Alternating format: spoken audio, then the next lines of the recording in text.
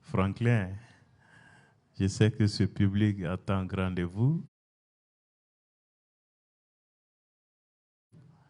et que le débat va être très intéressant après son intervention sur l'Afrique face à la déstabilisation terroriste. Vous avez la parole, professeur. Merci mon cher collègue, docteur Doumbia. Je voudrais, au moment de prendre la parole ici à Bamako, au Mali, en terre africaine, remercier les autorités de ce pays, le président du régime de transition, le colonel Assimi Goïta, le premier ministre du Mali, le docteur Choguel Kokala Maïga, et l'ensemble des membres du gouvernement de ce pays qui m'y ont accueilli avec une fraternité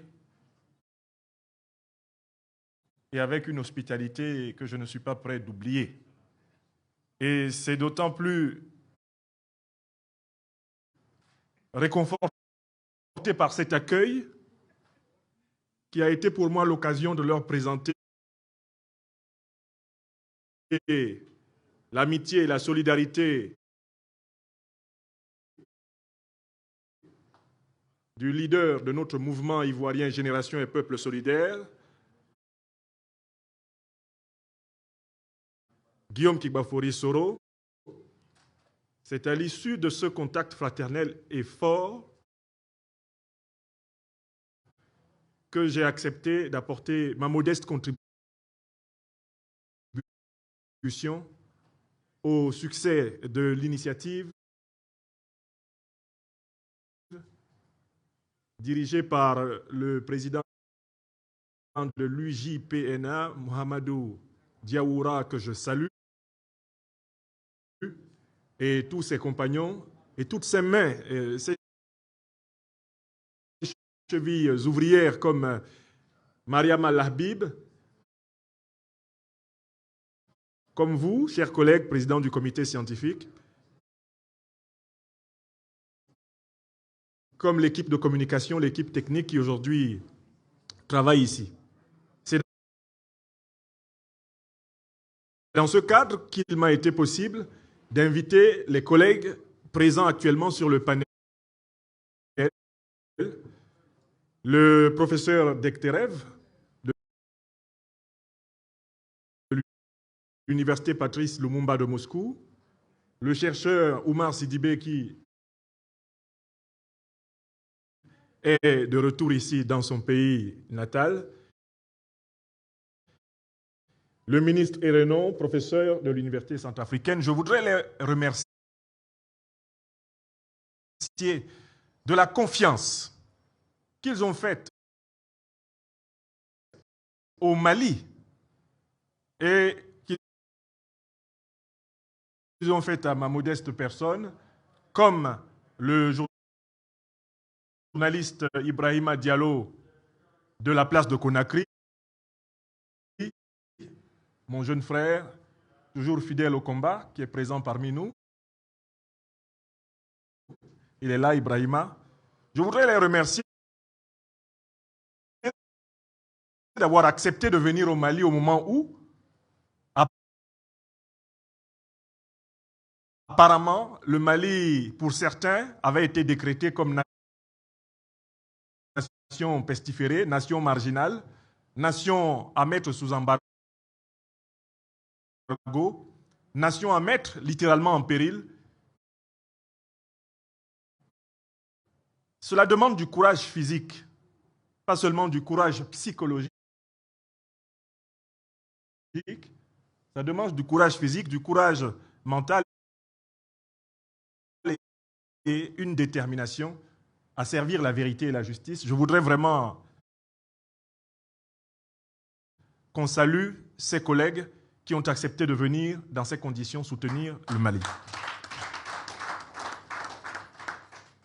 J'en viens maintenant à l'objet de ma communication ce samedi 26 février 2022 en terre africaine. L'Afrique face à la déstabilisation terroriste, origine, enjeux et perspectives d'émancipation à partir du cas du Mali. Vous savez, je vais procéder ici selon les règles de mon métier, celui de la philosophie. Hegel, l'un des plus grands philosophes de l'Allemagne, disait que la philosophie ressemble à l'oiseau de Minerve de la mythologie grecque qui ne prend son envol qu'à la tombée de la nuit. Autrement dit, la démarche philosophique consiste à écouter toutes les sciences du concret, les sciences de la matière, les sciences de l'histoire, les sciences de l'économie, les sciences de la politique, les sciences du droit, toutes les sciences qui analysent le réel en le prenant secteur par secteur. Nous autres philosophes avons pour tradition et pour devoir d'être les apprenants des sciences. Et c'est ainsi que la philosophie est présentée comme étant la mère des sciences. Elle est la mère parce qu'elle les accueille toujours et elle les écoute d'abord avant de parler. Lorsque la philosophie se mêle d'un sujet, ce qu'elle propose, c'est une récapitulation conceptuelle de ce qui a été acquis par l'expérience matérielle, l'expérience historique, économique, juridique, l'expérience internationale, bref, toute la diversité du réel saisie par les sciences. D'où je salue le choix judicieux du comité scientifique de me donner la parole en dernier. Car en réalité, ma parole ne prend son sens que parce que les collègues des différentes disciplines que vous avez entendues ont parlé. Ils ont posé le sol à partir duquel nous pouvons nous élever vers le ciel.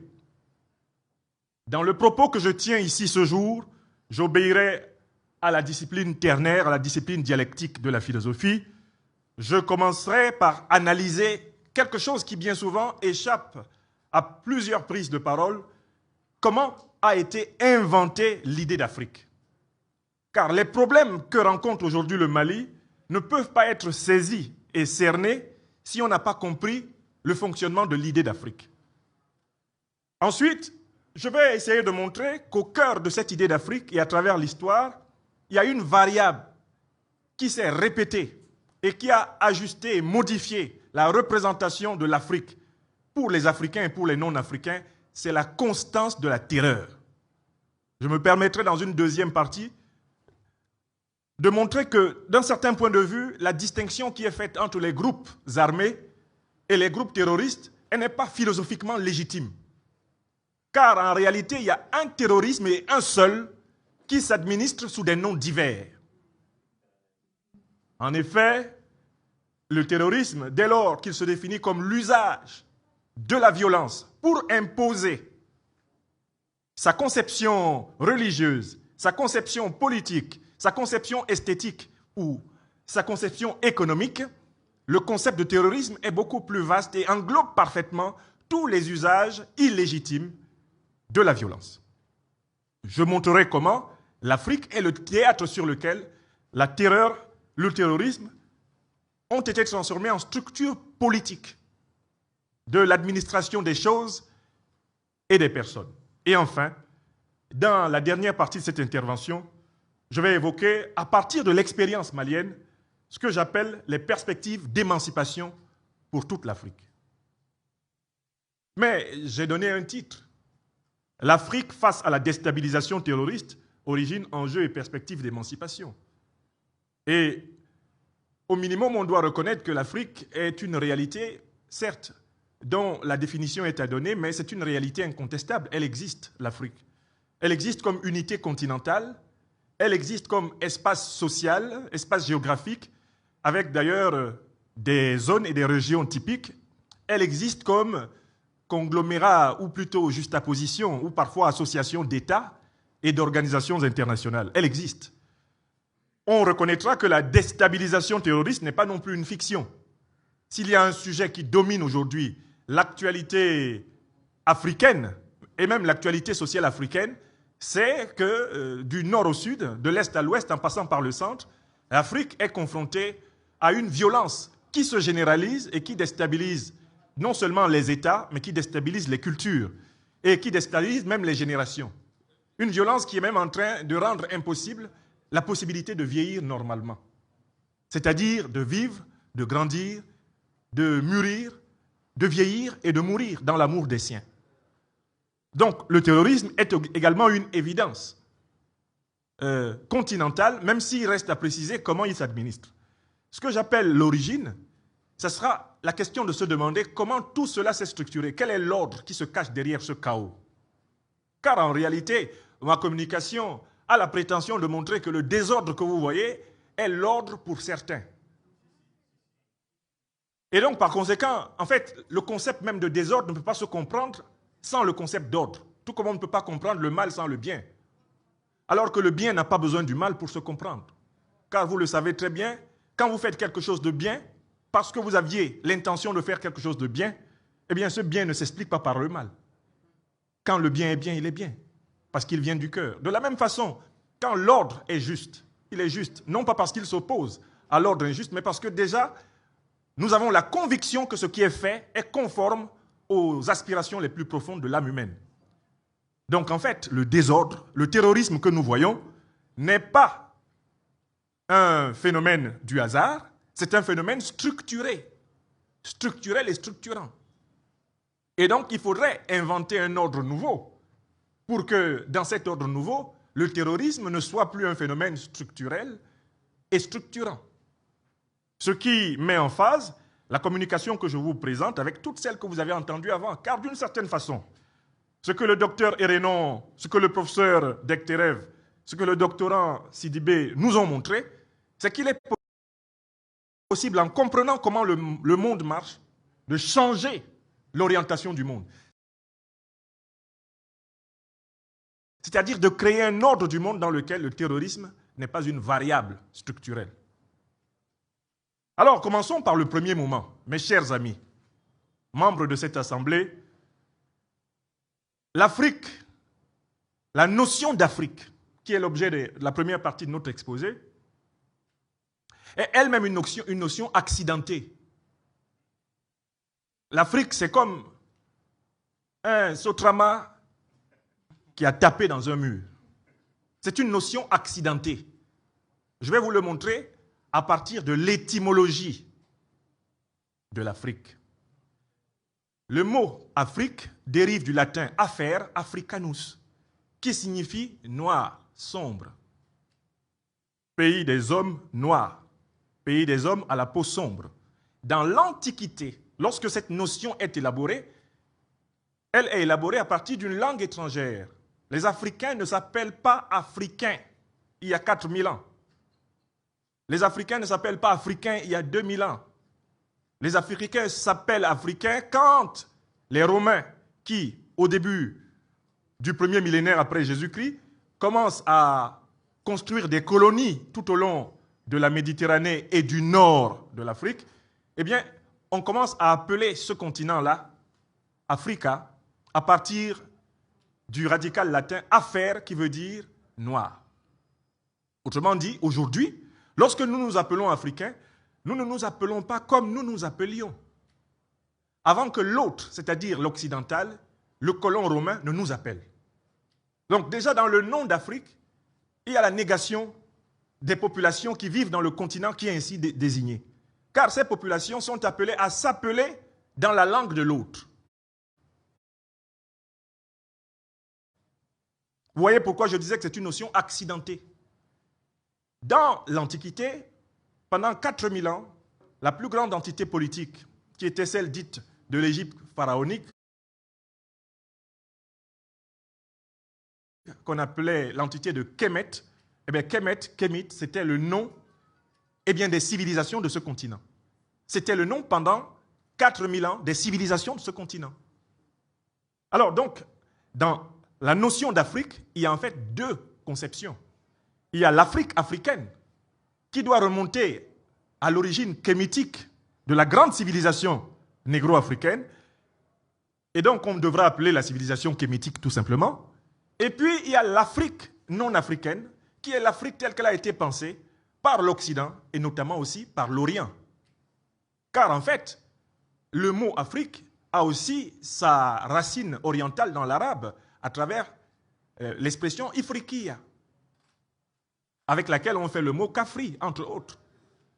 Et là encore, l'Africain est présenté ici dans la langue arabe à partir du mot latin qui est repris dans la langue arabe pour désigner la population de ce continent à partir de la couleur de sa peau.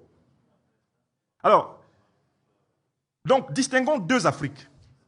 L'Afrique africaine, celle qui renvoie à la civilisation de Kémit, dont il faudra rappeler les valeurs, et puis l'Afrique pour les non-africains, c'est-à-dire l'Afrique occidentalisée, l'Afrique orientalisée, celle à laquelle nous avons affaire aujourd'hui et qui est l'Afrique accidentée.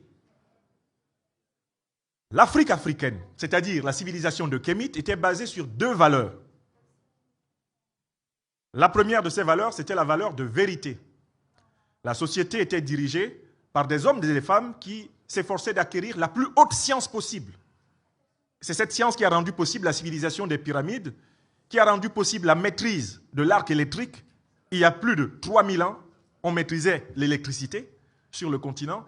C'est cette civilisation qui a rendu possible la stabilité, en fait, mondiale pendant 4000 ans. Pourquoi? Parce qu'elle était basée sur la haute science. La deuxième valeur de la civilisation de Kémit, c'était la valeur de justice.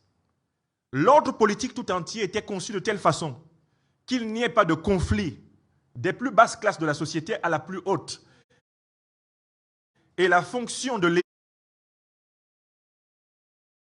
l'État, c'était d'ajuster en permanence la société de telle façon que les déséquilibres et la vulnérabilité ne la divisent. Il s'ensuit que l'économie politique de l'Afrique africaine, c'est-à-dire de Kémit, avait un principe économique qui est l'opposé du principe de l'économie occidentale néolibérale. C'était le principe de la décroissance maîtrisée. Oui, s'il vous plaît.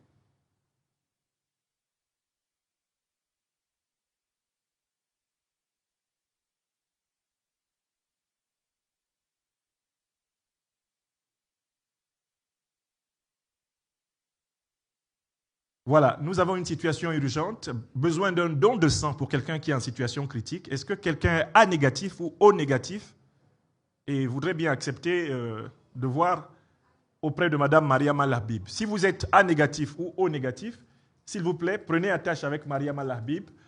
Éventuellement, vous pourriez sauver une vie. C'est ton cas?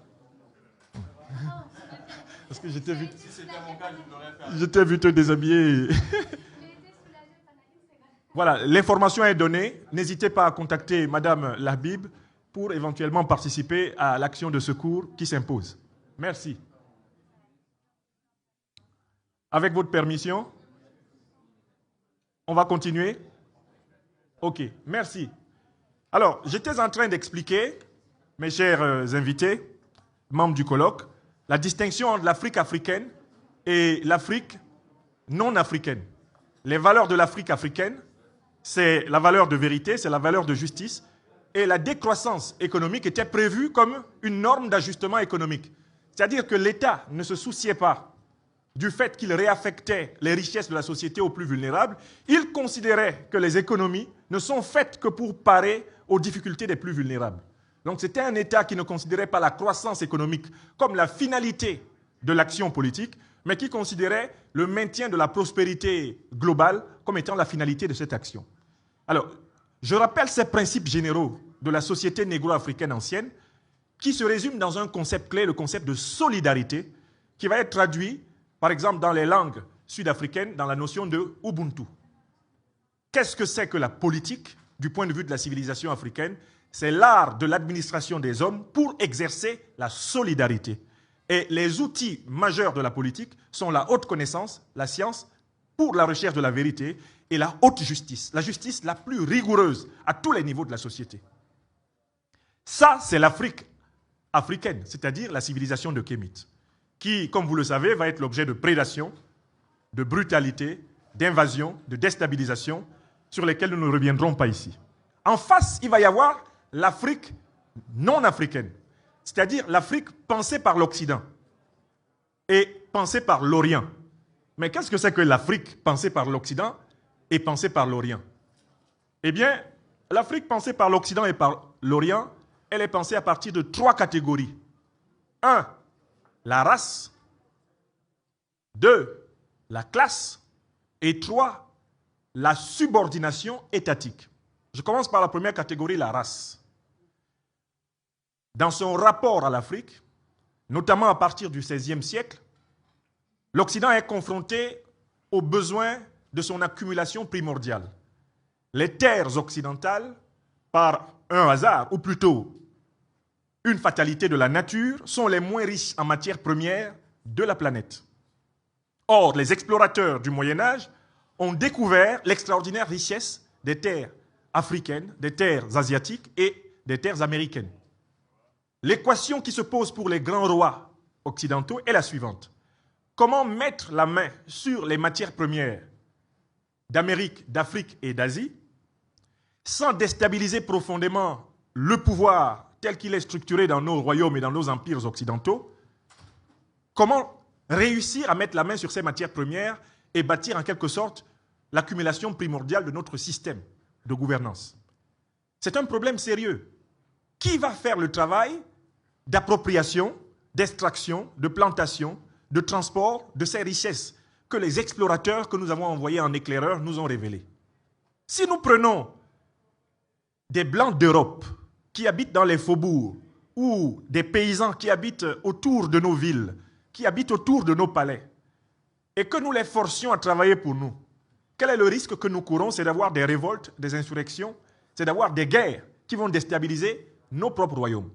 Et donc, il y a des conciles qui vont aboutir à la rédaction, pour le cas de la France, au XVIIe siècle, du fameux Code noir. Le Code noir du ministre Colbert, c'est la synthèse de la racialisation du rapport de l'Occident à l'Afrique. On décrète que tout homme de peau sombre qui tombe entre les mains d'hommes en armes au service des puissances occidentales doit être réduit en esclavage et travailler pour elles. Donc on décrète que ce qui était considéré simplement comme un trait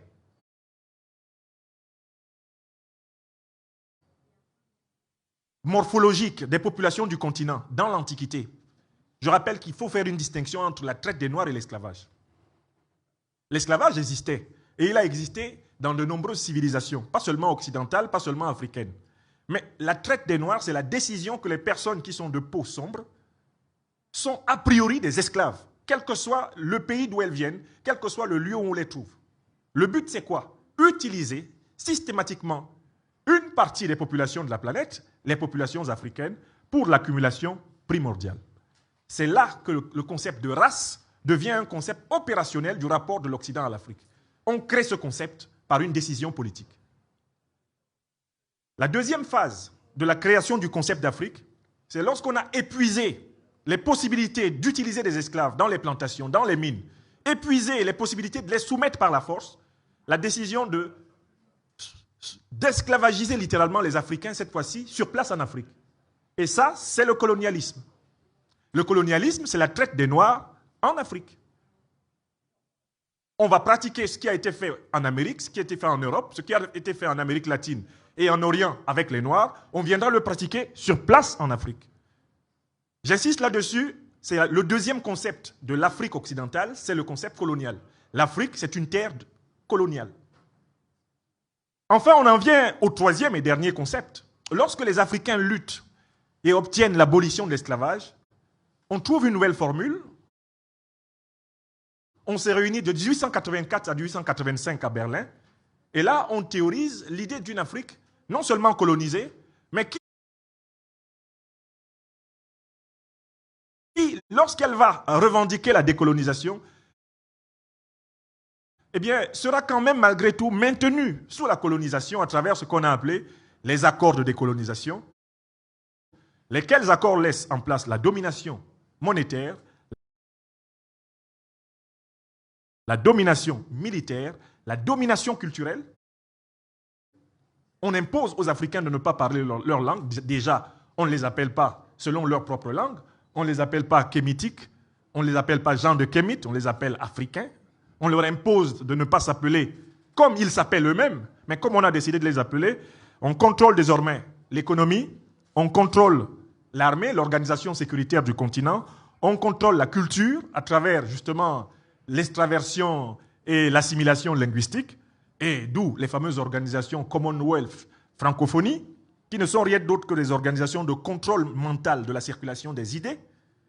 Et à partir de là, on met en place un pseudo-régime de souveraineté dans lequel nous vivons aujourd'hui. Mes chers amis, les résultats de la première partie de mon analyse sont maintenant à votre disposition. Il y a deux conceptions de l'Afrique. Il y a l'Afrique du point de vue des Africains, civilisation de la vérité et justice, civilisation qui pose l'idéal de solidarité au sommet de l'action politique. C'est cette Afrique que nous voulons ensemble refonder, que nous voulons ensemble réinventer. Il y a l'Afrique non africaine, l'Afrique occidentale ou Afrique orientale, l'Afrique où les hommes et les femmes d'Afrique sont perçus comme des marchandises, des choses, c'est l'Afrique négrière, où l'Afrique est perçue comme une réserve de matières premières économiques, de matières premières humaines. Elle est perçue comme un lieu d'assimilation culturelle, de soumission et un continent destiné à vivre dans la pseudo-souveraineté, c'est-à-dire avec la monnaie des autres, avec la langue des autres, avec des dirigeants choisis par les autres, avec des processus électoraux certifiés par les autres, avec des délais de transition certifiés par les autres. Vous connaissez très bien au Mali quelle est cette Afrique. Maintenant, deuxième partie de mon intervention. Il y a quelque chose que vous devez remarquer dans les trois phases de construction de l'idée occidentale et orientale d'Afrique, c'est-à-dire l'idée négrière, l'idée colonialiste et néocolonialiste. Il y a une constante dans ces trois phases, c'est l'usage systématique de la terreur. Et là, je viens à la deuxième partie où je vous parle du terrorisme comme étant la constante la plus régulière des trois pratiques que nous venons rapidement de résumer. Écoutez, comment a-t-on réduit les Africains en esclavage en raison de la couleur de leur peau? C'était par la force. Les négriers sont des terroristes. Car dès lors qu'on utilise la force pour imposer une organisation politique, une organisation économique, une organisation sociale ou une organisation religieuse, on est dans le terrorisme. Les colons sont des terroristes, car la colonisation s'est imposée non pas par le consensus, mais par la force. Vous connaissez la fameuse dialectique des 3 M. On envoyait d'abord des missionnaires, on envoyait ensuite des marchands et on envoyait enfin des militaires. Tantôt on envoyait les marchands, ensuite les missionnaires, enfin les militaires. Le président kenyan Jomo Kenyatta l'a traduit d'une manière très simple. Lorsque les colons occidentaux sont arrivés, ils avaient la Bible et nous avions nos terres. Ils nous apprirent à prier les yeux fermés. Lorsque nous les ouvrîmes, lorsque nous ouvrîmes nos yeux, eh bien, eux, ils avaient nos terres et nous, on avait leur Bible. Donc, en fait, je récuse la distinction conceptuelle que je vois souvent opérer dans de nombreuses théories entre les terroristes et les groupes armés. Parce que le principe des groupes armés et des terroristes, c'est d'imposer leur logique par la violence. C'est la même terreur. Et le principe des groupes armés et des terroristes aujourd'hui est exactement le même que le principe négrier, le principe colonial et le principe néocolonial. Il y a donc une continuité de la terreur africaine que je vous invite dans ce colloque à constater et à acter. D'autant plus que ce qu'on appelle les groupes armés ou ce qu'on appelle les terroristes, les chercheurs des sciences empiriques qui m'ont précédé ici l'ont amplement montré, ne sont pas des fabricants d'armes. Vous avez noté qu'ils ne fabriquent pas les armes. Donc, pour obtenir des armes, ils les obtiennent de ceux qui peuvent les acheter.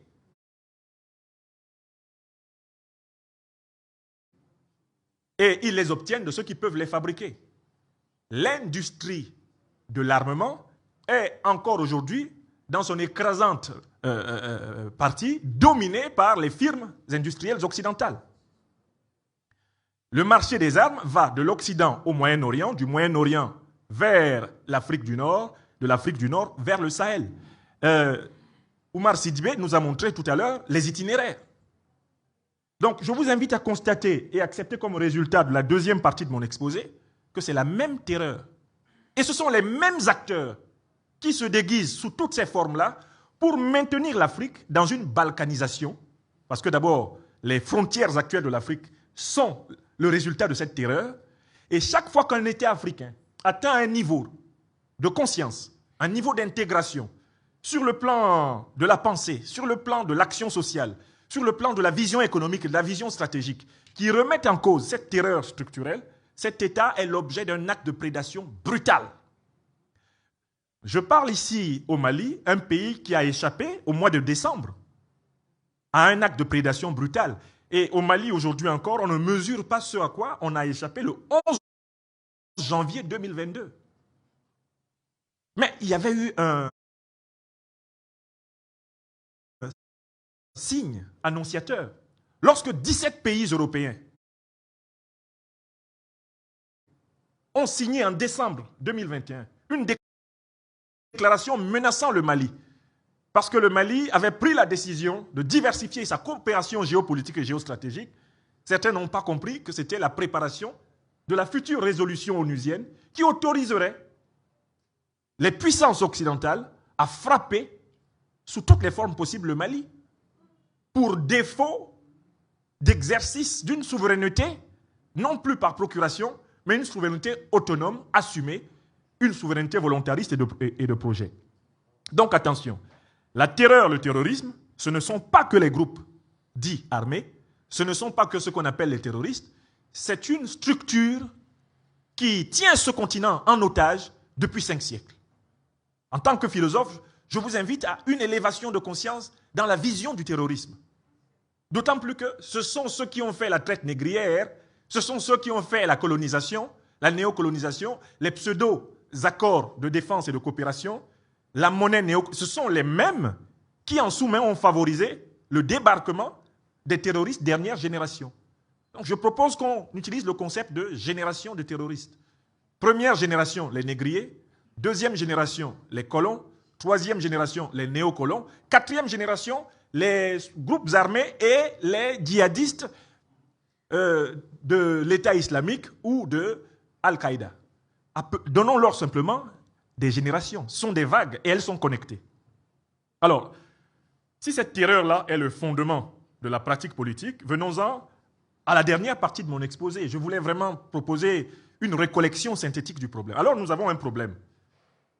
Devant cette terreur qui traverse les siècles et qui, d'une manière ou d'une autre, s'insinue dans nos vies et qui préside à nos vies, qui m'impose aujourd'hui de vous parler en français, alors qu'il y a la belle langue bambara qui aurait pu déjà être une langue internationale ouest-africaine, comme d'autres langues africaines, le swahili en Afrique de l'Est, le lingala en Afrique centrale, l'arabe en Afrique du Nord.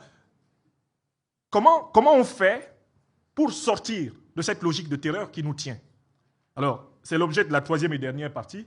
Monsieur le modérateur, je sais que je suis déjà au-delà du temps qui m'était imparti, mais j'invoque la jurisprudence dérogation.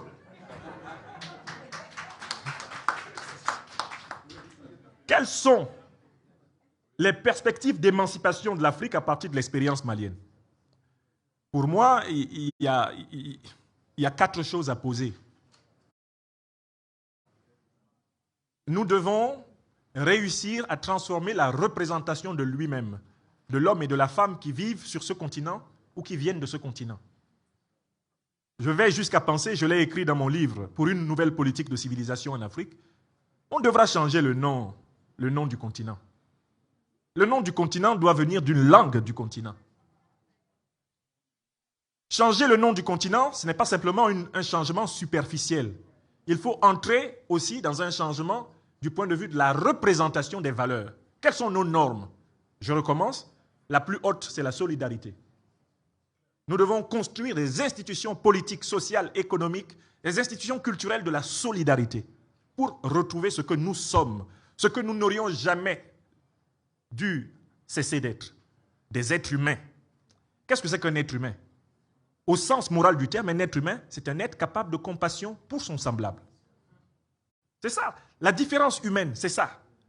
En rupture même avec le monde animal, les humains se caractérisent par le fait qu'ils sont extrêmement liés à ceux de leurs semblables qui sont les plus vulnérables. Ils les accompagnent jusque dans leur vieillesse la plus avancée. Ce n'est pas tout à fait observé chez les autres animaux. Donc être humain, c'est bâtir une société qui politiquement, culturellement, économiquement, socialement, protège les plus faibles. Et c'est le principe de solidarité qu'on appelle Ubuntu ou qu'on appelle encore Maat. Et alors, ça veut dire aussi que nous devons bâtir notre civilisation continentale à partir d'un effort de financer la recherche scientifique, la plus haute recherche scientifique. Ce continent a été pendant 4000 ans à l'avant-garde de toutes les sciences. Les sciences de la matière, les sciences abstraites, les sciences concrètes étaient enseignées ici. Le moment occidental de la pensée a été préparé en Afrique. Car les maîtres de l'Occident, 7e siècle avant Jésus-Christ, sont tous des élèves, des maîtres philosophes des universités de Kémit. Quand on dit que la philosophie serait née en Grèce, c'est parce qu'on ignore que celui qui a utilisé l'expression de philosophie, Pythagore, était l'élève des négro-égyptiens. Et il l'a dit. Tous les théorèmes que revendiquent les géomètres et les mathématiciens de l'Antiquité grecque ont été copiés sur les murs de Kémit et des temples de Kémit. Donc, ce continent doit faire la révolution spirituelle et intellectuelle, celle de s'approprier ses valeurs. Et c'est à cette révolution que nous participons précisément aujourd'hui. Cela passe donc par une éducation politique continentale. Pour remporter la bataille des idées, on doit mettre dans le crâne des Africains, c'est-à-dire des gens de Kémit, on doit mettre ce que l'Africain pense de lui-même par lui-même, et non pas ce qu'on a voulu imposer à l'Africain de penser de lui-même. C'est-à-dire qu'on doit nous débarrasser toutes les générations futures de l'esprit du nègre marchandise, de l'esprit du nègre colonisé, de l'esprit du nègre néocolonisé. Et on doit bâtir une humanité enracinée dans la haute connaissance et dans le courage de la vérité et de la justice. Voilà le projet. Voilà le projet. Alors, mais comment est-ce qu'on peut réaliser ce projet concrètement?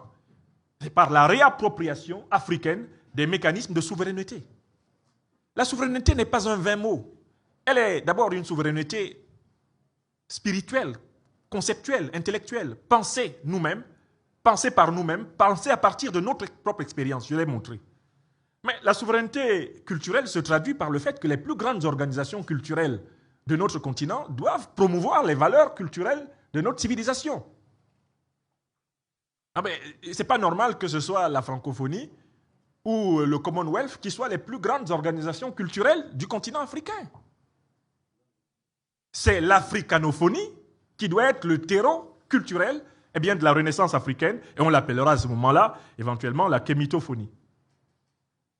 Alors, la réappropriation socio-économique, l'axe de cette réappropriation me semble évident, c'est l'outil majeur de pilotage de l'économie qu'est la monnaie. Nous ne pouvons pas prétendre prendre la responsabilité de notre histoire en pilotant nos économies avec une monnaie contrôlée par une banque étrangère à plus de 6000 km de la plupart de nos frontières en Afrique. Il n'y a pas de souveraineté politique sans souveraineté économique. Vous avez dû écouter le professeur Mamadou Koulibaly qui a produit il y a plusieurs années un essai très intéressant à la suite du professeur Tchoundjan Pouemi sur ce sujet, le lien entre la souveraineté monétaire et la souveraineté politique. Mais j'en viens à une question encore plus ardue, c'est la question géostratégique et géopolitique. Si nous avons bien compris que la terreur qui frappe l'Afrique est une terreur organisée par les héritiers des négriers, organisée par les héritiers des colons, les héritiers des néocolons, qui, par exemple, dans notre Afrique dite francophone, s'appelle France-Afrique, si c'est clair dans chacun de nos esprits, il s'ensuit que sur le plan géopolitique, nous avons une immense décision à prendre. C'est de ne passer que les alliances qui nous permettent de sortir de la domination. Des alliances qui nous permettent de passer d'un seuil de souveraineté inférieur à un seuil de souveraineté supérieur. Et le seuil de souveraineté maximale pour l'Afrique étant la construction des États-Unis de l'Afrique subsaharienne, au minimum. Alors, ça veut dire quoi? Quelle est dans l'organisation du monde, tel que mon collègue, le professeur Denis Dekterev, nous l'a présenté tout à l'heure, quel est le bloc à partir duquel la suggestion de l'Afrique a été pensée et pratiquée? Est-ce qu'on a besoin d'être sorcier ou d'avoir fait l'agrégation de philosophie comme votre serviteur pour avoir compris le bloc qui a conçu la traite négrière, qui a conçu la colonisation, qui a conçu la néocolonisation, la monnaie de suggestion, le bloc qui a favorisé par la destruction de la Libye, l'invasion du Sahel et la naissance des États faillis dont nous souffrons aujourd'hui? Quel est ce bloc-là? Il faut avoir la perspective longue. Je cite ces derniers temps la page 40 d'un livre de quelqu'un qui s'appelle Marc Endeveld. Marc Endeveld est un journaliste français spécialisé dans l'analyse de la pratique politique du président sortant de la République française, M. Emmanuel Macron. À la page 40 de son dernier livre intitulé L'emprise, Marc Endeveld cite le candidat à l'élection présidentielle en 2017, Emmanuel Macron, qui dit ceci, je cite presque de mémoire, nous avons eu, nous Français, tort d'attaquer la Libye. Car après avoir attaqué la Libye, il en a résulté que tous les États du Sahel sont devenus des États faillis. Et la faillite de ces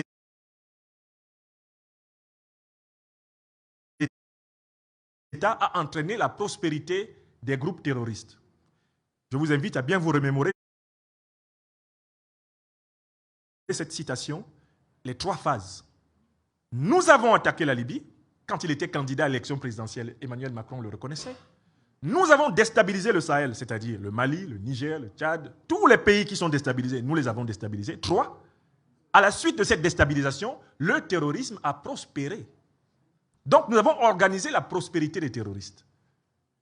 Et maintenant, on entend dans le discours des dirigeants de la même tendance l'idée que le terrorisme est en train de progresser vers le golfe de Guinée et qu'il leur faudra par conséquent installer leur base militaire tout au long de la côte africaine atlantique. De Luanda en Angola à Dakar au Sénégal, on nous propose pour combattre le terrorisme qu'on a installé de renforcer la mainmise militaire de la coalition occidentale sur l'Afrique.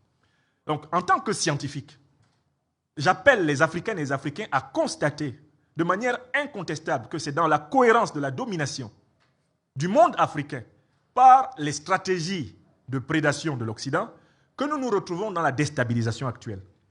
Il s'ensuit que la décision de la diversification géopolitique de l'Afrique n'est pas une décision optionnelle, elle est vitale. On ne peut pas combattre le terrorisme avec des puissances qui sont associées aux pays du Golfe, qui sont les sources de financement officiellement connues du terrorisme. Vous ne pourrez jamais faire rentrer dans le crâne du docteur en philosophie que je suis le raisonnement suivant. Al-Qaïda, qui gouverne aujourd'hui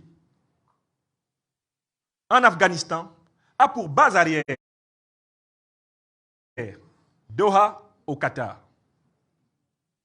Mais un État africain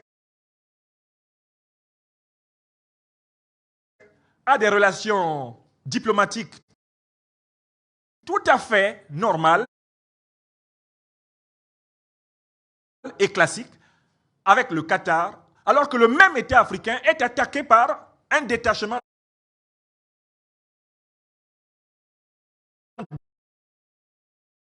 d'Al-Qaïda qui est basé au Qatar. Vous ne mettez pas ça dans le crâne de quelqu'un qui a reçu une éducation et un minimum de notions de logique. Comment pouvez-vous nous expliquer qu'Al-Qaïda est pour base arrière le Qatar et que nous devions compter sur le Qatar pour combattre Al-Qaïda? Le ministre britannique des Affaires étrangères, Robin Cook, paix à son âme, a dit « Nous savons très bien que toutes les deux principales organisations terroristes, Al-Qaïda d'un côté et de l'autre côté l'État islamique, ont comme base arrière les pays du Golfe. C'est de là-bas que viennent tous leurs financements. Et les armes qu'ils possèdent au Sahel sont des armes qu'ils possèdent à travers ce circuit et à travers la destruction de la Libye à laquelle nous avons procédé. Et Robin Cook ajoutait, nous ne parviendrons jamais à convaincre des êtres humains cultivés et correctement informés que nous pouvons combattre les terroristes que nous favorisons. Donc il faut que nous prenions conscience du fait qu'en tant qu'Africains et Africains, nous n'avons pas le choix. Soit le monde sera multipolaire, et là il y a une chance pour que l'Afrique construise une puissance continentale dans le cadre de la coopération gagnant-gagnant que lui offre aujourd'hui en très bonne partie eh bien, ce qu'on appelle le bloc de Shanghai, soit alors sur le continent eurasiatique, l'un des blocs écrasera l'autre pendant que l'Afrique sera dans l'attentisme et elle sera inévitablement soumise aux gagnants du grand duel eurasiatique. Ça, c'est la thèse qui est développée par les grands géostratèges occidentaux. Lisez Zbigniew Brzezinski dans son maître ouvrage Le grand échiquier, The Grand Chessboard. Lisez Henry Kissinger dans cet ouvrage World Order. Ils disent tous inlassablement ceci.